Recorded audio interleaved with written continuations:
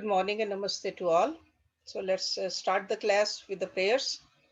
Om Guru Brahma, Guru Vishnu, Guru Devo Maheshwara, Guru Sakshat Parbrahma, Tasmai Shri Guruve Namah.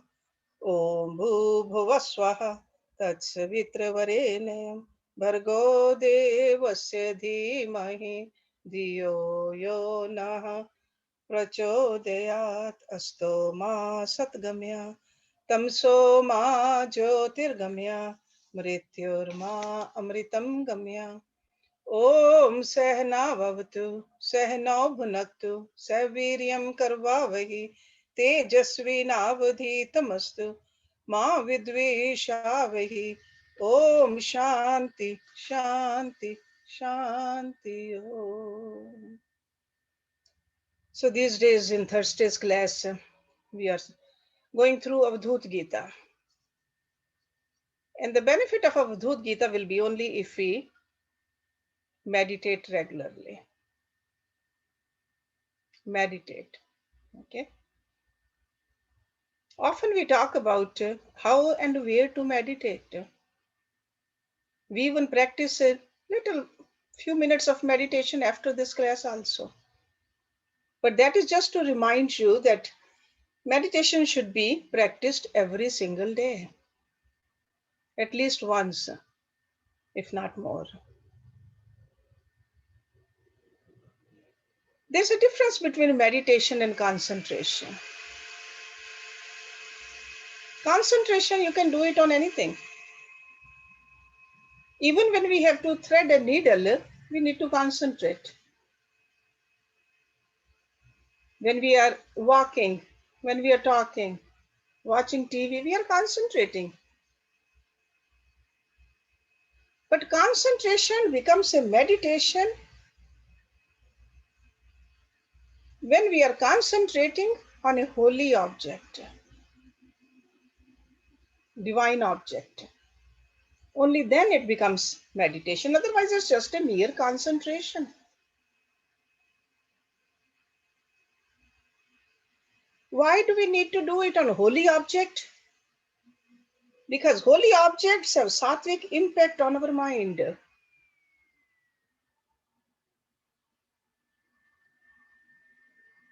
And holy object could be different for different people. I may consider my Guru's feet holy, you may not. So whatever is holy to you, whatever is divine to you, that's where when you learn to concentrate, it will become a meditation. And that's where this ecstasy will come out, ecstatic joy. And that's where the body consciousness will fall, because your awareness is heightening. And this is the training we need to do. Some people say, oh, I've been trying, but it's not working. Either you are not trying every day, practicing every day, or not, you are not doing it properly. There's no way it should not work. Okay, but you got to do it properly. Okay, because there's a greatest happiness, greatest joy, greatest peace comes from meditation. And you will see that the kind of a peace and joy and the happiness you're going to feel, it gets radiated into the atmosphere also. It's not only inside you feel, it's not only you are aware of it, but you are spreading it all around you. That's why I always tell you that in a group of people, it's very easy to spot a person who meditates every day versus who does not. This peace radiates outside you. So when we start meditating, when we start experiencing like this, then you will see that these verses are speaking to you.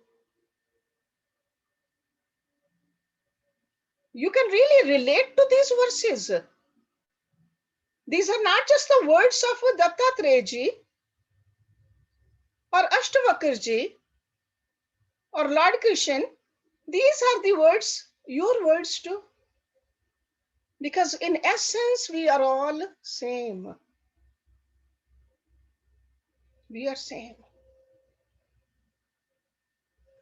I don't know how many of you meditate regularly or not, but I decided to, after this class, during that meditation, starting today, a little guided meditation.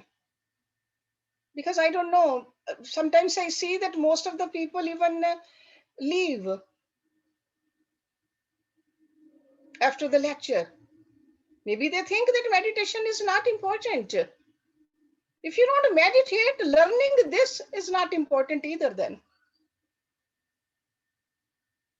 So I'll start with today's meditation with a little guided meditation so that you keep on listening to what I'm saying and try to do what I say. Not very long, 10 minutes only, but little guided meditation. But if you're already a seasoned meditator, then you can turn me off and just do your own meditation. That's fine. But if you need little help, I'll give you some guidance. Okay. So let's start today's class. We are on chapter 2. We ended our last class with verse number 37. The yogi attains that eternal supreme Atma, whether he is a self-restrained seer or not, whether he possesses much wealth or not, whether he is active or inactive. So yogi is a person who has done all this sadhana and realized that I am the Atma, which is no different than Paramatma. After that, doesn't matter whether you do something or not. Often we see yogis staying busy, helping for the welfare of the community, or yogis could be sitting in meditation for months and months and months.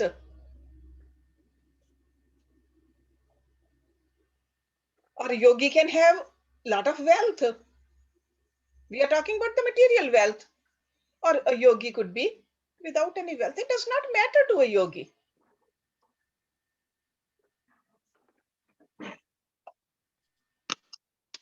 So now let's look at it, how else he is explaining, because this is the end of this second chapter. Verse number 38.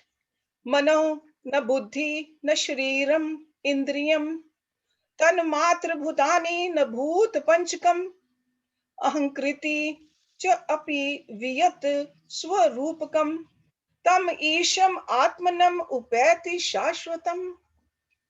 Man means mind. No means not. Buddhi is the intellect. And I'm sure you understand now the difference between man and buddhi. This man is an instrument which thinks, and buddhi is that instrument which decides. Yesterday we were talking about that we need to do sadhana on both of these two, not just only on the body. We got to do the sadhana of the mind, sadhana of the buddhi also. No means not shariram, body. Indriyam, senses. Tan matra, subtle elements. Bhutani, elements. Na means not, bhut means elements. Panchakam, five. Ahankriti, making of I. Ahankriti. Cha means and, api means even. Viyat, air or space. Swarupakam, true nature. Tam means that, Isham, Lord. Atmanam, the self. Upati, attains. Shashwatam, eternal. The yogi attains that eternal supreme Atma, which is not the body, senses, mind, intellect, or ego. Neither is it the five uncompounded elements, nor the five gross elements, nor of the nature of space. We learned about these five uncompounded elements because the basic elements we are familiar with. The five basic elements: earth, water, fire, air, and space. But that five uncompounded elements, those are the tanmatras. So these five tanmatras, by combining and recombining, produce the five gross elements. And we learned about this in first chapter, verse number 28. You should go back and study if you're not familiar with it, the tanmatras. But over here, Dattatreya is making a point that Atma is none of that. Tanmatras are very subtle elements. Even those subtle elements is not the Atma. They are still part of the Prakriti. Gross body is part of the Prakriti. Man is part of the Prakriti. Intellect is, ego is, all of this is part of the Prakriti. Atma is different than them. And we got to know. Our job is to know ourselves. We have been so obsessed with what we are not all our life, day and night. We've been obsessed about what we are not. So time comes, and it should come in a seeker's life, that I want to know.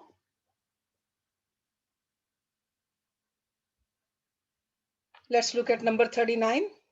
Vidhau nirodhe param atmatam gate न योगिना चेतसी भेद वर्जिते शोचम न अशोचम अलिंगः भावनः सर्वं विधेयं यदि वा निषिध्यते. Without, like injunctions, without nirodhe ceases.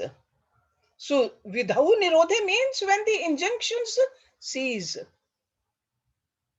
Param means supreme, atma tam self, gate attains. Na yoginaha. Na means not, yogina means yogis. Chetasi, in the mind, in the deeper part of the mind, chetana.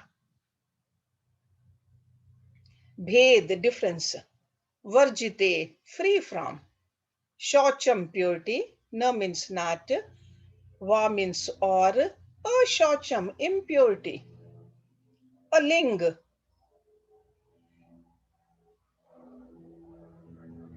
A ling, see, ling is some kind of a symbol. A ling is without the symbol. A ling. Bhavna, emotional ground.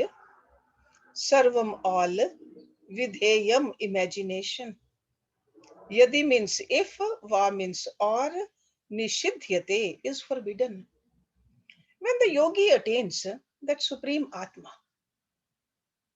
he transcends the injunctions and prohibitions of the scriptures. This is what Vidhau Nirodhe means. Okay, so there are certain scriptural injunctions. Yogi is, because those injunctions are the means.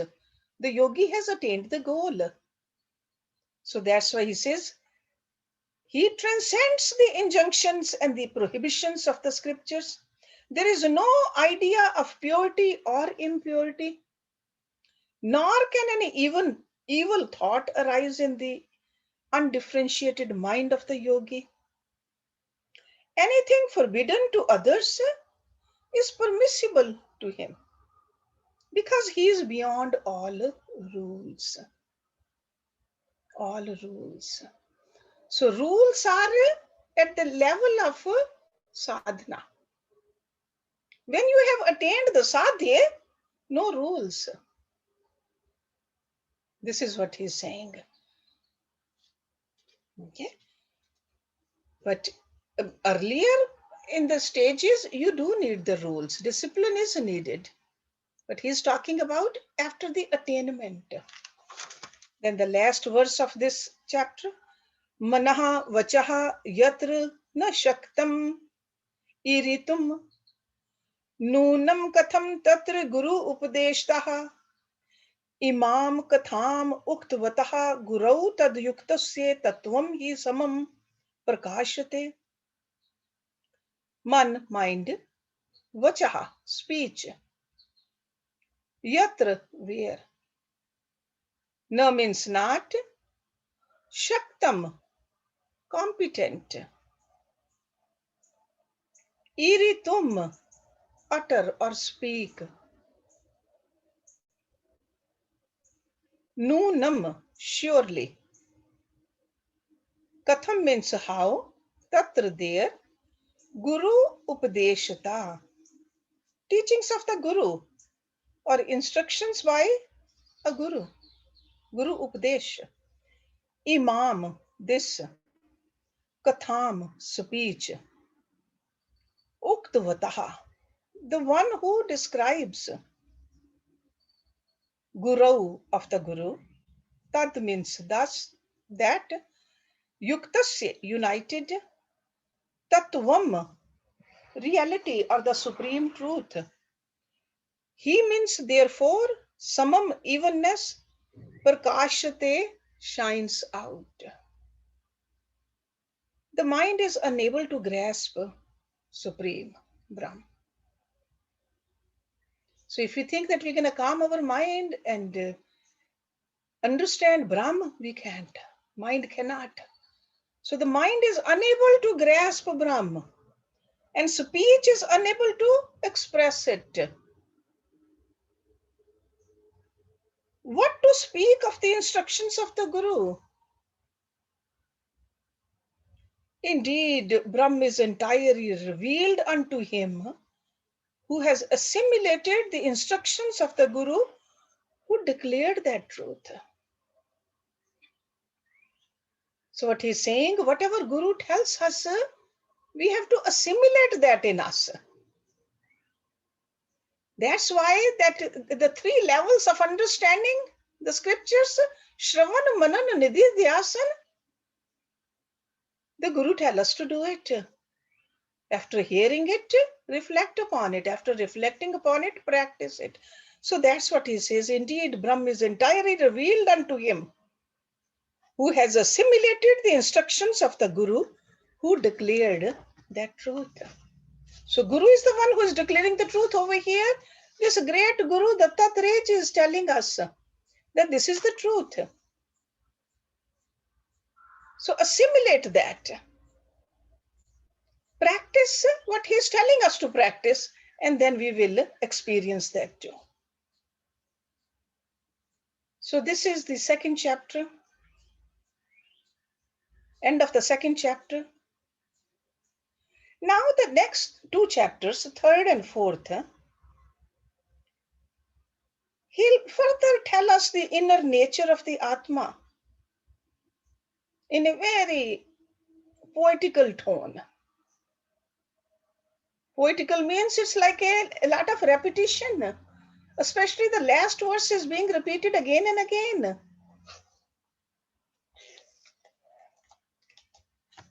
He says, Gun, vibhagaha vartate, na eva kinchit iti viratihi vihinam nirmalam, nishprapancham, gun vihinam vyapakam, vishwarupam katham aham ih vande vyom rupam shivam ve. Gun is qualities, the virtues. Vigun, absence of virtue. Vigun. Vibhag, distinctions. Vartate, exists. Na means not. Ev means really, verily. Kinchit, even slightly. Rati, attachment. Virati, detachment. Vihinam, devoid of. Nirmalam, pure, free. Nishprapancham, unmanifest. Again, gun means virtue. Vigun means absence of virtues. Vihinam, free from. Vyapakam, all pervading, all permeating. Vishwarupam, universal form. Katham aham ihe. Katham means how, aham I, ihe means here. Like how shall I here? Vande, praise, worship, Vande. Vyom, sky or space. Rupam, formed. Shivam, blissful, absolute. Where means surely where. The division of merit and demerit, virtue and absence of virtues, is completely absent in Brahma. Because these guns are the attributes of the Prakriti. Brahma is beyond Prakriti. So the division of virtue and non-virtue is completely absent in Brahm. Brahm is pure, unmanifested, and devoid of passion and dispassion. How can I worship that infinite, supreme beatitude, which is neither with attributes nor without attributes, and is all pervading and omnipresent? Because in order to worship something, there got to be a duality. Got to have a manifested form to worship.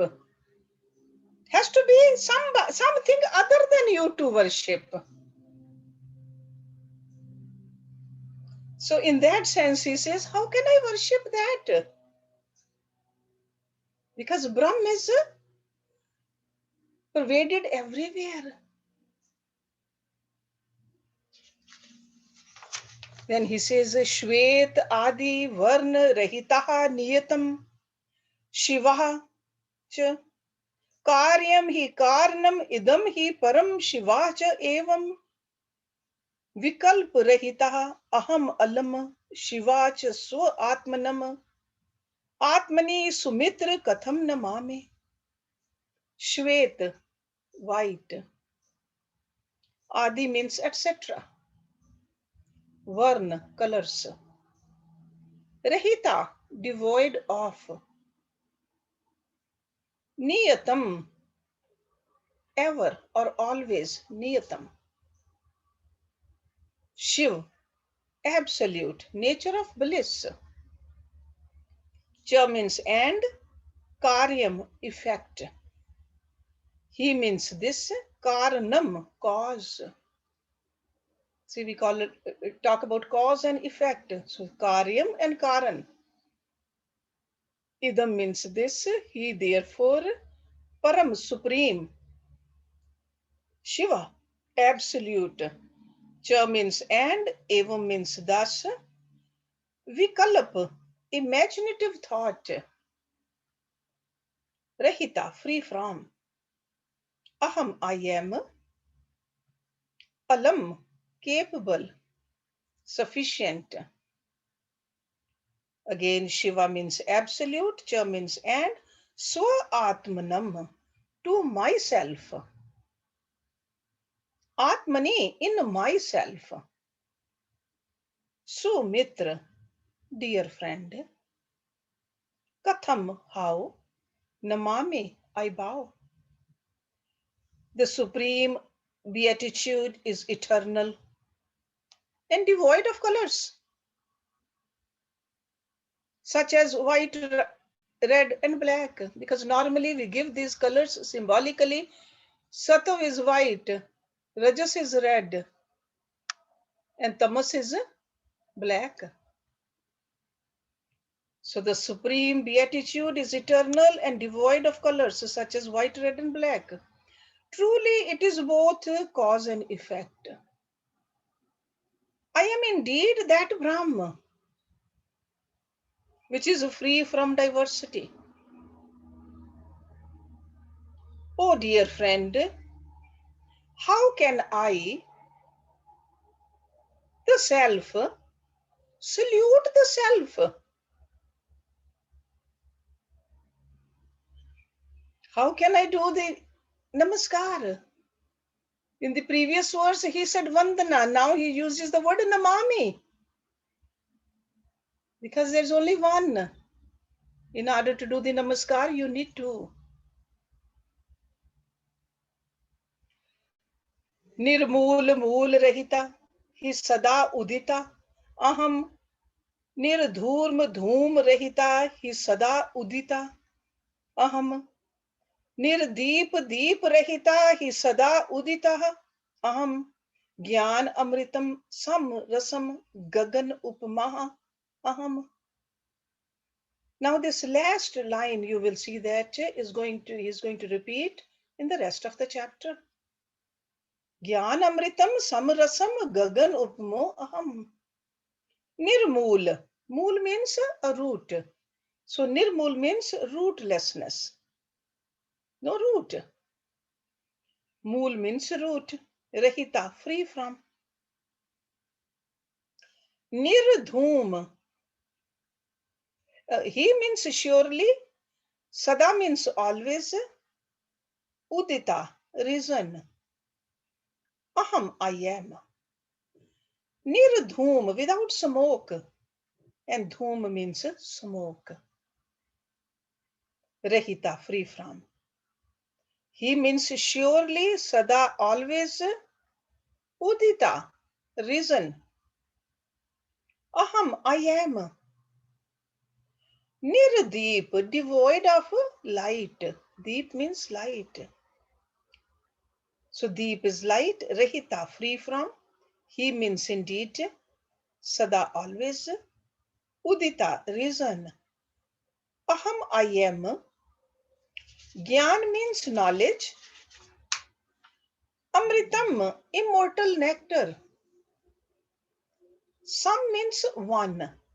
Rasam, essence. Gagan, sky. Upmaha, like. Aham, I am.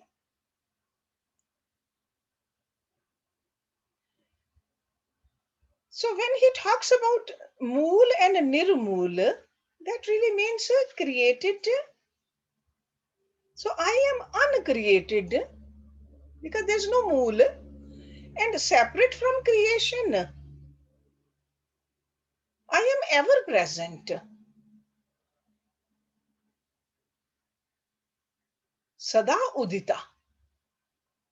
So I am uncreated and separate from creation. I am ever present. I am unclouded and free from the cloud of Maya. See, dhoom really means the cloud of the Maya. So he says, I am unclouded, free from the cloud of Maya. I am always manifest. I do not borrow light from another light. I am also separate from the luminous objects. I am self-luminous. See, I told you earlier, he's talking about the Atma in this chapter. A deeper level, how we can really understand Atma. I am existence, knowledge, bliss, and boundless as a space. This last line, that's what it means. Jnanamritam samrasam gagnopamo aham. I am existence, knowledge, bliss. The real nature of I, which is the Atma. That has been expressed here. This is not the I, the egotistic I. This is the I, the Atma, the capital I. Knowledge, bliss, absolute. Like the chanting of a mantra, Dattatreya is going to repeat this last line 40 times. Why is he repeating? I think he is asserting the real nature of the self. He thinks that by repetition, maybe we'll understand. Jnanamritam samrasam gagno upama. Knowledge, bliss, existence. Jnanamritam. Boundless I am. We think we are bound. We just become more and more narrow. That's why we got to expand our consciousness. Because that's what we are. It's not that we are expanding the consciousness, but our own awareness we got to expand. So I am self-luminous, I am existence, knowledge, bliss, and boundless as a space. Do we know how far this space goes? There's no boundary. So boundless. So he says that's what you are. Don't limit yourself. Nishkam kamam ihinam katham. निसंग संगम इहि नाम कथम वदामि निसार सार रहितम च कथम वदामि ज्ञान अमृतम समरसम गगन उपमा अहम. Nishkam, desirelessness. Kamam, desire. Ihi means here and now. Naam is name, accomplishments. Katham, how? Vadami, shall I say? Nisang, detachment. Sangam, company. Ihi means this, Naam means name, Katham, how, Vadami, speak. Nisar, insubstantial. Nisar. Sar means substantial. Rahitam, free from. Cha means and, Katham, how, Vadami, speak. Gyan, knowledge. Amritam, immortal nectar. Sam means one, Rasam means essence, Gagan, sky, Upama, like. Aham, I am. Truly, how can I say that Brahm has desire or that it is desireless? How can I say whether it is attached or unattached? How can I say that it is unreal or that it is devoid of substance? I am existence, knowledge, bliss, and boundless as space. Because all these dualities, whether it's a desire or desirelessness, attachment or unattachment, real or unreal, insubstantial or substantial, all of that, that is to do with this Prakriti. Brahm is beyond that. Atma is beyond all of this. Advait Rupam Akhilam hi Katham Vadami Dvait Swarupam Akhilam hi Katham Vadami Nityam tu Anityam Akhilam hi Katham Vadami Jnanamritam Samrasam Gagan Upamaha Aham. Advait, non-dualistic. Rupam, of the nature. Akhilam, whole, like a complete Akhilam. He means indeed Katham, how, Vadami, speak or say. Dvait, dualistic. Swarupam, true nature. Akhilam, whole. He means therefore Katham, how, Vadami, speak. Nityam, eternal. Tu anityam, not eternal, like transitory. Akhilam, whole. He means therefore. Katham, how. Vadami, speak or say. Gyan is knowledge. Amritam, immortal nectar. Sam means one. Rasam means essence. Gagan, sky or the space, Upmaha, like, Aham, I am. How can I say whether Brahm is non-dual or dual in its nature? Because when we are one with the Brahma, can't even say anything. We are one. We have merged. How can I say whether Brahm is a non-dual or dual in its nature? How can I say whether it is eternal or non-eternal? I am existence, knowledge, bliss, and boundless as space. Let's do one more verse and then we'll do some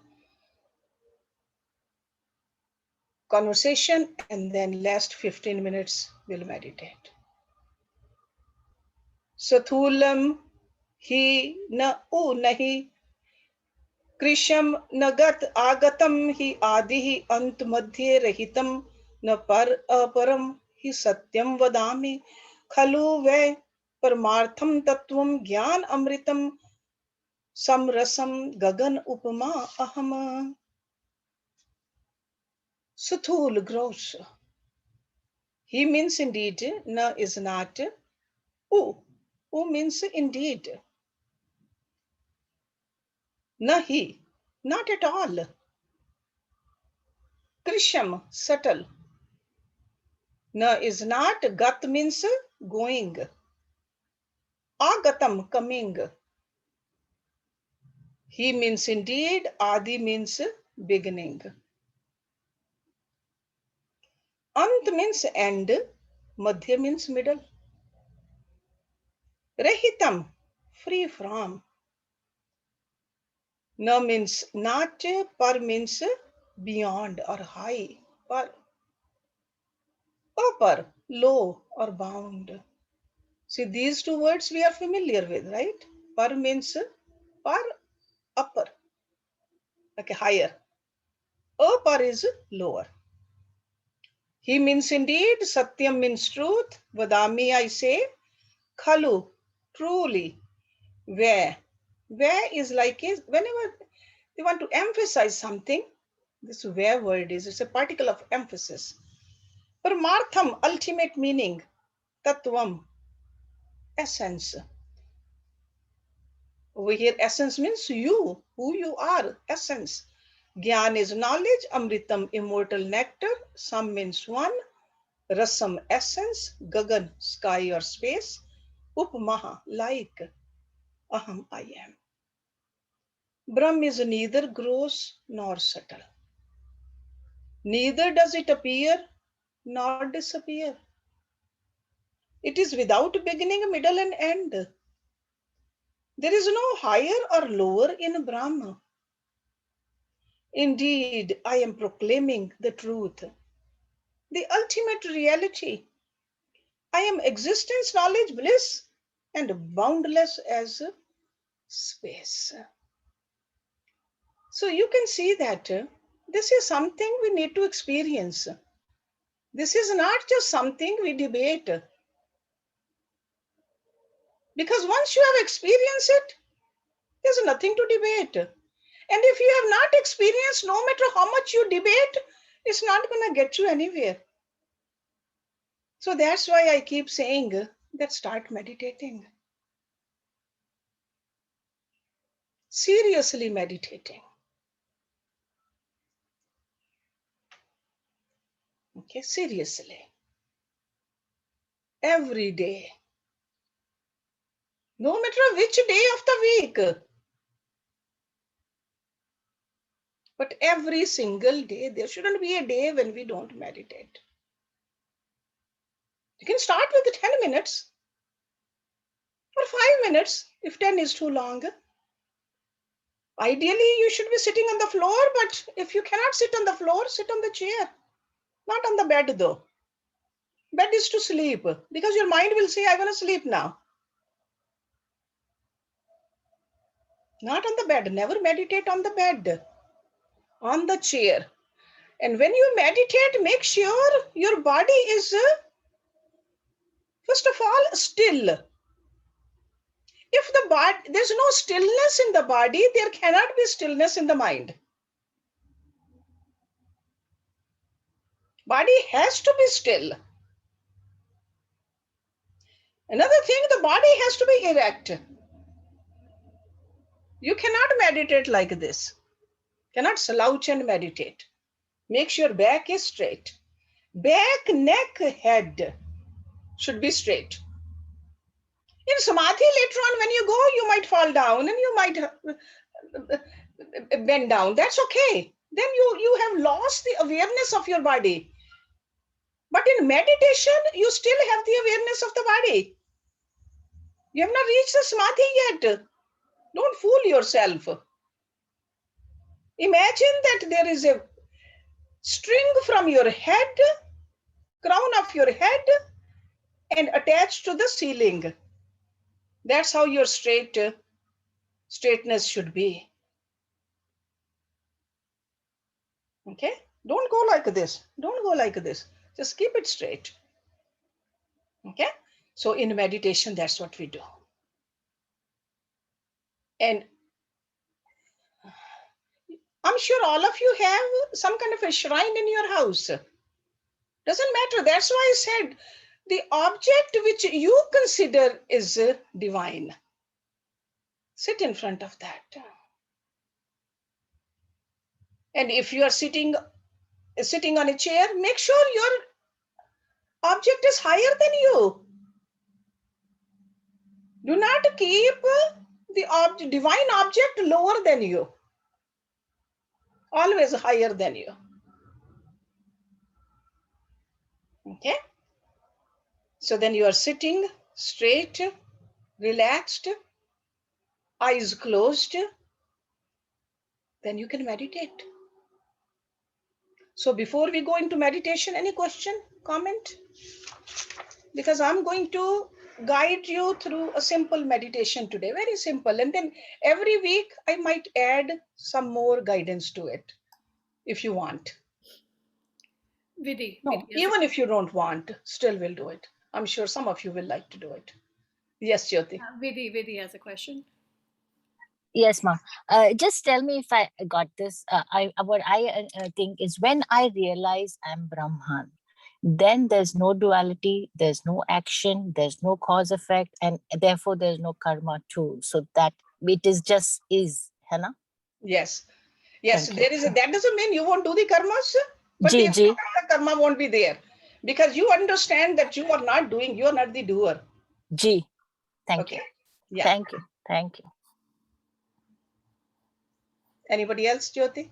No, I think that's it. If you want to lead the meditation. Okay. So we'll still do the meditation with the Om also towards the end. But first, I want you to go through a little pranayam with me. Simple pranayam, because with the help of this breathing, you'll be able to bring your attention inward. Okay? So again, make sure your spine is straight.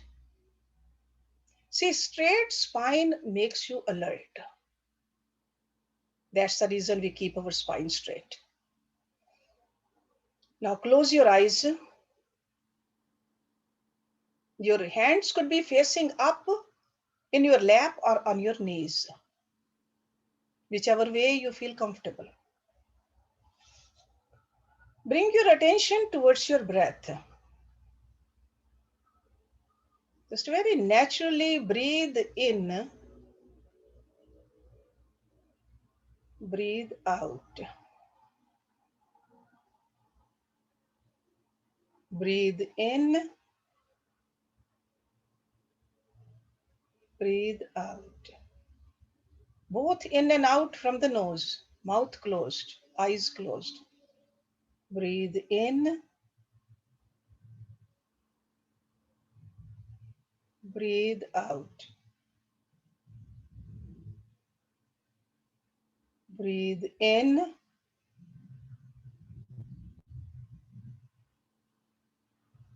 breathe out.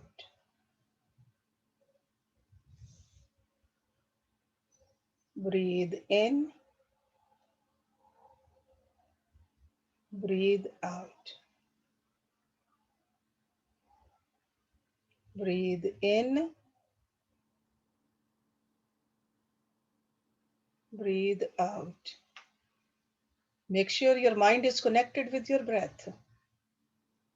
Breathe in. Breathe out. Breathe in. Breathe out. Breathe in. Breathe out. Your breath must have deepened by now. Now try to hold your breath momentarily after breathing in, which is called kumbhak. Breathe in, hold, breathe out. Breathe in, hold, breathe out.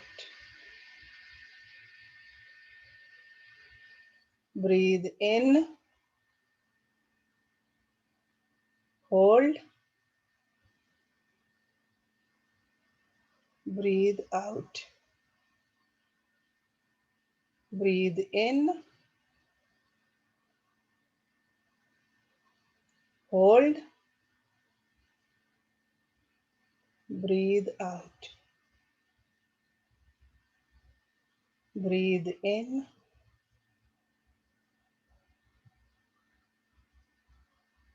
hold, breathe out. Let's begin meditation now. Imagine a light in your heart area. This is your awareness. Imagine this point of light there, intensely in your heart chakra. Imagine this light. This is the source of your strength. This is your consciousness. This is your awareness, which never flicker. Thoughts flicker, awareness does not. And this light has a name. It is your name. And the name of this light is Om. Om. Keep attention on that. Beautiful light. This is who you are. Keep your mind on that.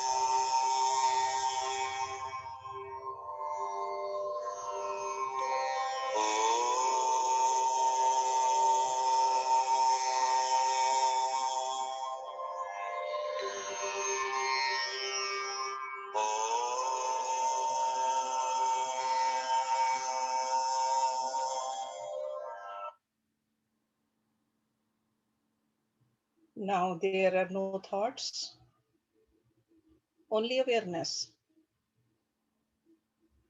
And you are aware of absence of thoughts in your mind. This awareness never flickers.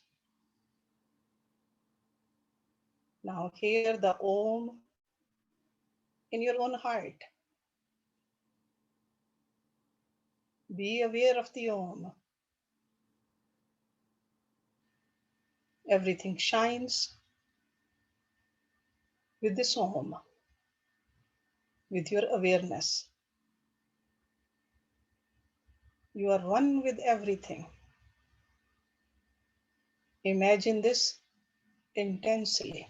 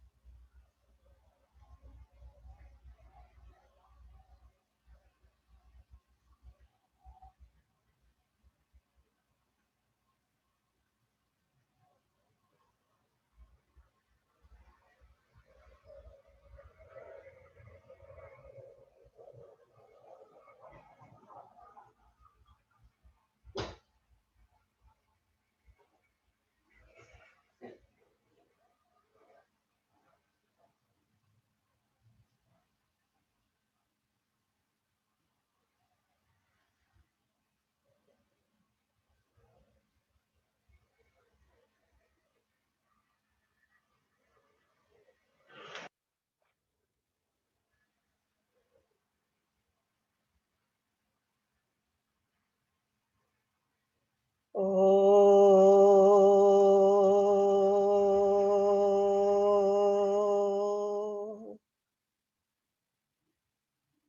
oh,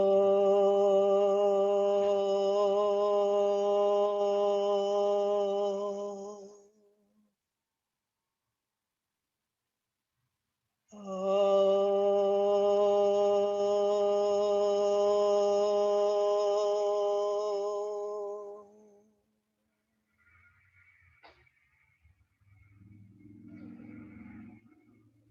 Thank you very much.